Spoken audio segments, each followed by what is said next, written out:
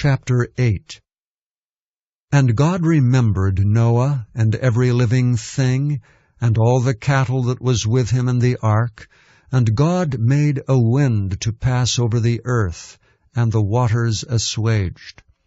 The fountains also of the deep and the windows of heaven were stopped, and the rain from heaven was restrained. And the waters returned from off the earth continually, and after the end of 150 days the waters were abated. And the ark rested in the 7th month, on the 17th day of the month upon the mountains of Ararat. And the waters decreased continually until the 10th month. In the 10th month, on the 1st day of the month, were the tops of the mountains seen.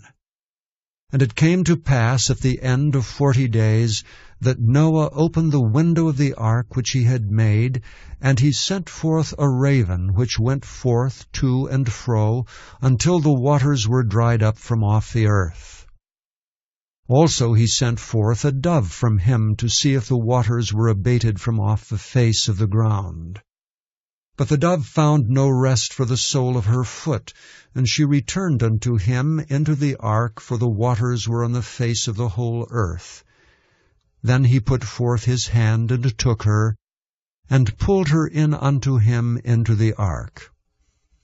And he stayed yet other 7 days, and again he sent forth the dove out of the ark.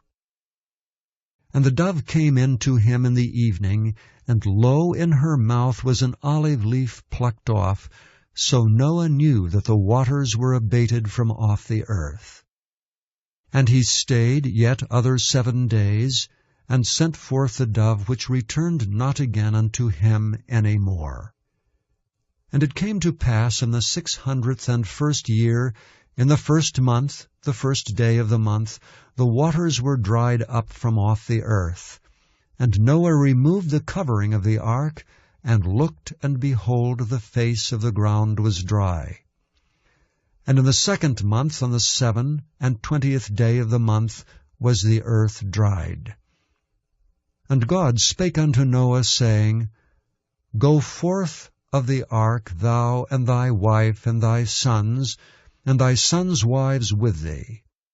Bring forth with thee every living thing that is with thee of all flesh, both of fowl and of cattle, and of every creeping thing that creepeth upon the earth, that they may breed abundantly in the earth, and be fruitful, and multiply upon the earth. And Noah went forth, and his sons and his wife, and his sons' wives with him, every beast, every creeping thing, and every fowl, and whatsoever creepeth upon the earth after their kinds, went forth out of the ark. And Noah builded an altar unto the Lord, and took of every clean beast, and of every clean fowl, and offered burnt offerings on the altar. And the Lord smelled a sweet savour, and the Lord said in his heart, I will not again curse the ground any more for man's sake. For the imagination of man's heart is evil from his youth. Neither will I again smite any more everything living as I have done.